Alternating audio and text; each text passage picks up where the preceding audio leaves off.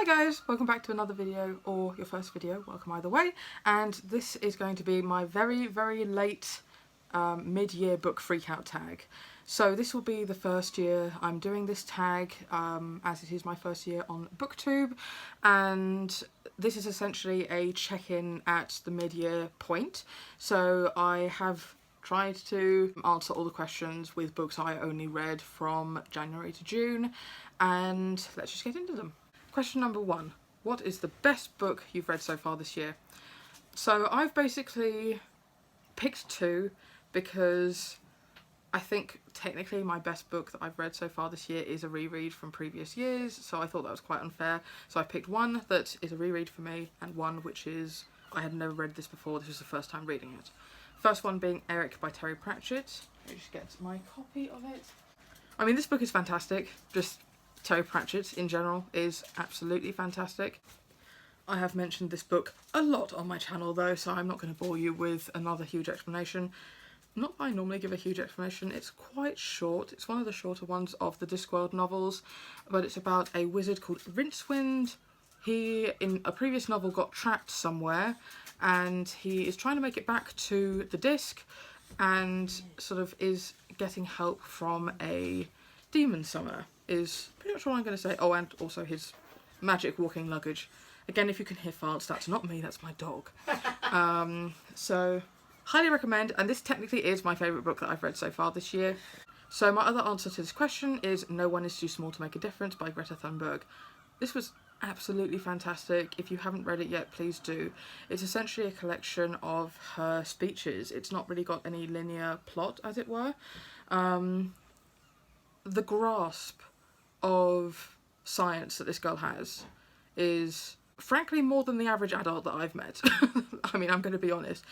She is so intelligent and so passionate about the issues that we currently face in the world with climate change, and I think the hate that she has got is frankly disgusting. The hate from adults is just frankly disgusting. People calling her the R word, saying that she's being paid, just like, I think she's doing amazing work, and I really hope that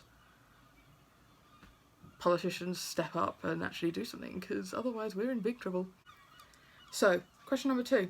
What's the best sequel you've read so far this year? For this, I'm going to have to say Socially Awkward by Sarah Honey. Are these books reachable? No, they're on my top shelf. It's by a duo of authors, and it's the 3rd book in the Red Air series, or the Red Air is the first book. I think it has another sort of series title, but the first book in the series is Red Air, and this was just delightful. The whole series is very gay, very inclusive, very LGBT friendly.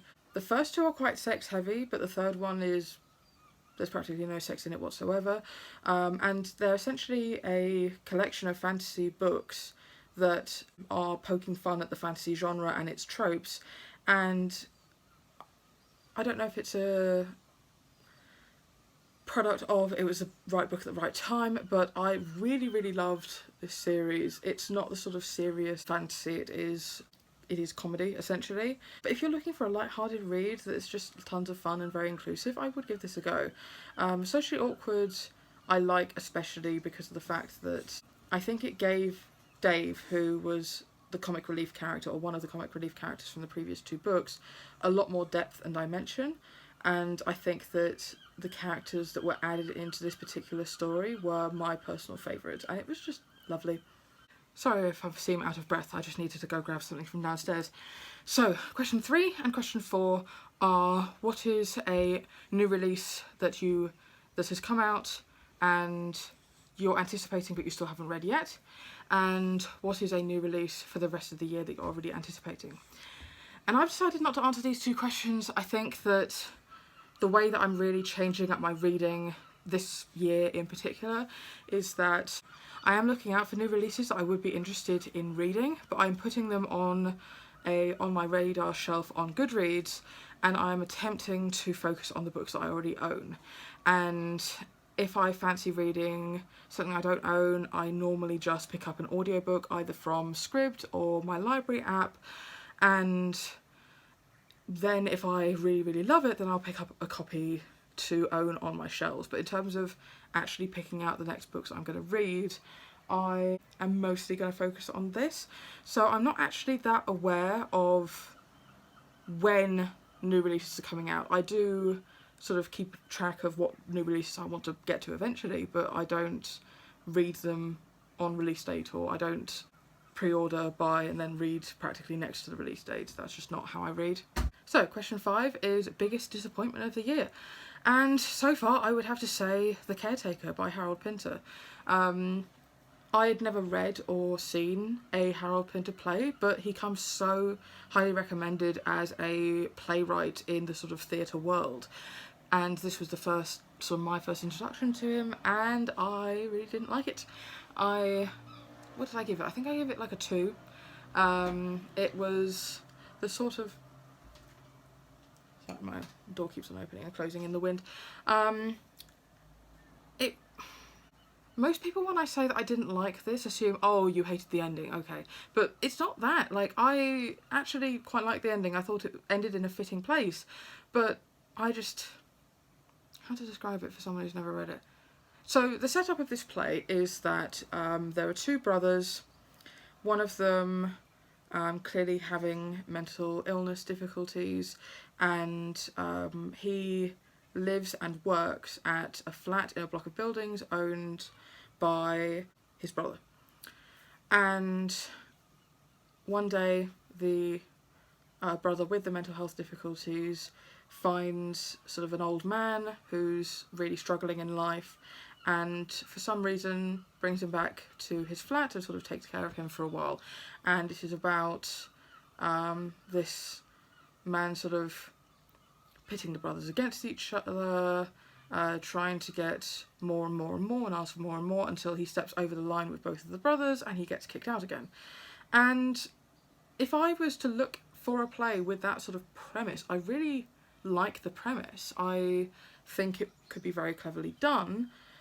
My issue was that I don't think the script lived up to that. I think that really, really good actors could do a fantastic job of it, but anything less than really, really good actors, I think it would go down straight to a very awkward, very uncomfortable, not very good play, is how I'm going to put it.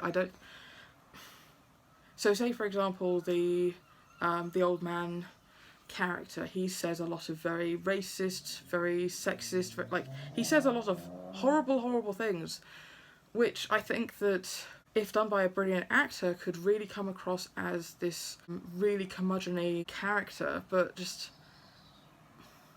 I think it would just be really uncomfortable to be seen done, and I don't know, I mean, it just wasn't my thing. I know that a lot of Harold Pinter's other plays come more highly recommended than The Caretaker, but just, I was expecting so much more and I didn't like it, so theatre snobs, please don't come for me. So question 6 is, what was your biggest surprise for this half of the year? And again, I have 2 answers. So my first one was a play called Hay Fever. And the reason why it's on this list is not because I didn't think it was going to be very good, but I just heard nothing about it. It was one that we read on Zoom as part of the theatre group that I'm in, and I just never heard of it, never heard of the author, although I have been told that they're very famous. And it was fantastically funny. It was so, so brilliant.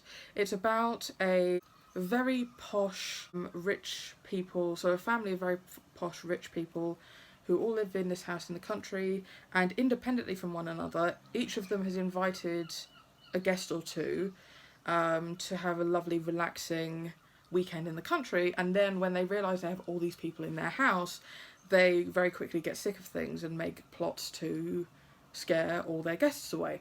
And it was just fantastic. It was so hilarious. I have never seen it put on, but I think that it would be really good, and I will be looking out for when it is put on, because I will definitely be trying to see that.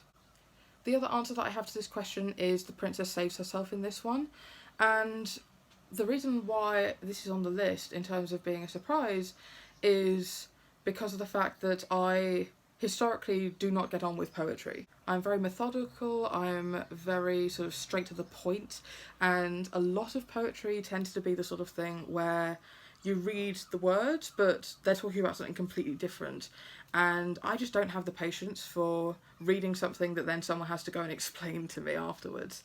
I didn't have high expectations, but I wanted just to give it a go, and I really, really loved it. I noticed in the reviews that a lot of people were like, oh, well, this is so basic, and, you know, poetry isn't just hitting spacebar after every couple of words. But I think that what this author did was took a concept and stripped away any irrelevant plot or words and stripped it down to the bare concept. And I think it was really impactful and really punchy, and I think does display skill. I mean, maybe I'm just not smart enough to understand the poetry that these guys normally read, but like, I really, really love this, and if you are the sort of person who thinks you don't like poetry, try something like this. It could surprise you. So, question number 7, if I've got that right, is a favourite new author, so either a debut or a new to you author. I put down Travis Alabanza for this question, who is a playwright that I'd pretty much heard nothing about. A lot of the authors on this list, or in my reading this year, have been new to me, so I could have put a couple down, but I picked this author mainly because of the fact that I'm attempting to become more versed in what plays are out there, and also what I like in plays. And I think that this I put as my favourite sort of new to me author because of the fact that I picked up one of their works this year, Overflow, and I had absolutely no expectations. I picked it up completely at random from a indie bookstore in London called Gaze the Word, which is one of my favourite indie bookstores ever, and one of the only LGBT bookstores in the whole of the UK, I think so. Lovely place. If you're ever in London, please go visit, it's great. But yeah, I just picked it up completely at random and I really, really loved it. It was so real and genuine, and all of the problems faced by the main character you could see facing yourself. But with the added aspect with the play that I specifically read from this author was the fact that I think it was probably very enlightening to a non-trans audience about the everyday harassment faced by trans people. I think that was presented in a really real and honest way, and I both recommend the author and the author's plays. If you ever get a chance to see any, go ahead. I think it was really great.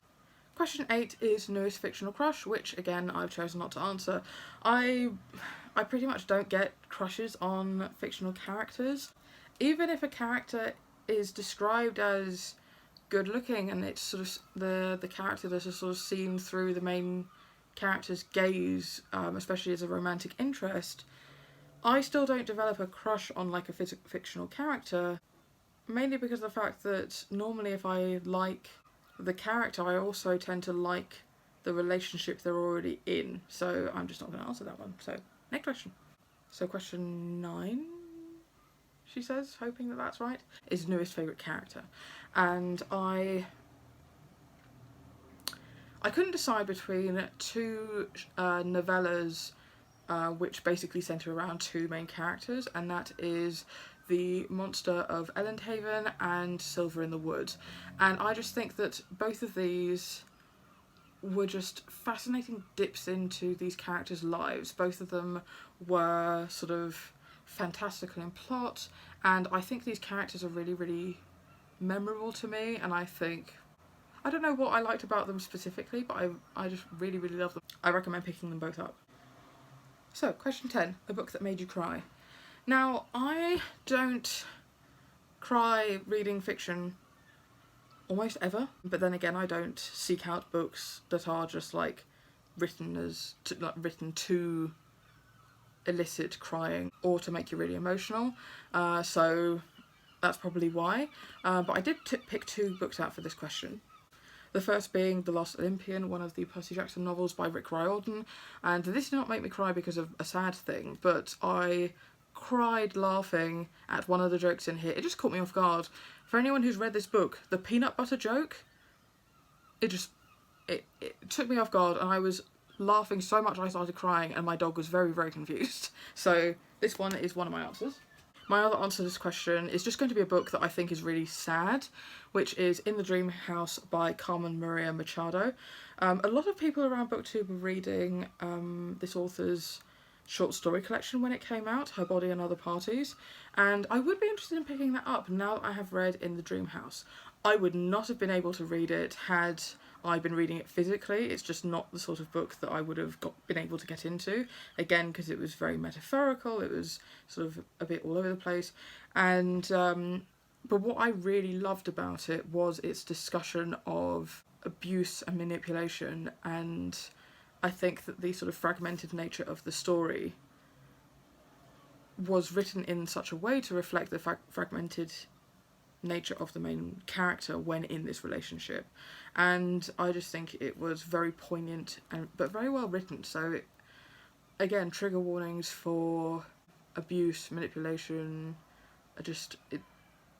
don't read it if you're going to be triggered by those things, but it was very well handled in my opinion. So question, whatever number we're on, is books that made you happy. And again, I've picked 2 books for this, mainly so that I could have one reread and one sort of new to me book. The first one, again, being Eric. Just it's my comfort read. I could reread it 100 times and never get bored of it. Terry Pratchett is just fantastic, and it's hilarious. All of Terry Pratchett's books are just laugh out loud funny. I mean, all the ones I've read anyway. Maybe apart from Colour of Magic, because the fact that Colour of Magic and The Light Fantastic should have just been one big book, but that's just my opinion. So the other book that I wrote down for this particular question was Red Air. Again, it was just so light-hearted and funny, and it just made me happy. It was just something that I needed it at the time. I think I needed something really light-hearted, and I just loved it. It's essentially about a redhead thief called either Locke or Loth, which is really hard to say, clearly, and he gets busted out of a prison cell, but the party that was sent to bust him out were just told they were looking for a red-haired male, and both him and the person he's sharing his prison cell with have red hair. So both of them claiming to be the person needing a rescue, so both of them just get taken because they can't figure out for now which one it is. It just made me really happy. I loved it, and I would highly recommend. So the second to last question, what is the most beautiful book you bought or acquired this year? And for that, I'm going to have to say Moby Dick. I mean, to be fair, I could really say any of the Barnes & Noble exclusive hardcover leather-bound editions of the classics that I've acquired this year, because I've acquired a number from Facebook, etc. But just this book is so stunning and so gorgeous. It's also my favourite colour, so that's probably what swung me around to pick up this one. But just, honestly, it's just so beautiful. The end pages are also just lovely. It's just a lovely book, and I think it's beautiful. So this is going to be my answer for that. And the last question, which is, what books do you have to get to by the end of the year? So, realistically, I don't really make TBRs for myself. I find that I tend to mood read as and when I feel like something. So, really, I could just say anything from this shelf, to be honest. But if I had to pick one or a couple, I think just anything that was on my 5 stars predictions video, maybe specifically Wicked, because I've gotten so far through it and I was enjoying it, but then I think I just picked up something else and just like forgot about it for a while. I do think it's very, very good, but just I put it down for some reason. I think I was probably just in a bad headspace, and I think it was very serious, and I didn't want something so serious to read at that point. So I think I'm going to answer this with Wicked. But really anything on my 5 stars prediction list would do for this question, I think. So there you have it. That is my very late mid-year book freakout tag. I'll leave all the questions down below, and I'd love to hear sort of how you would answer each of these questions with your reading, and I will see you in the next video. Bye!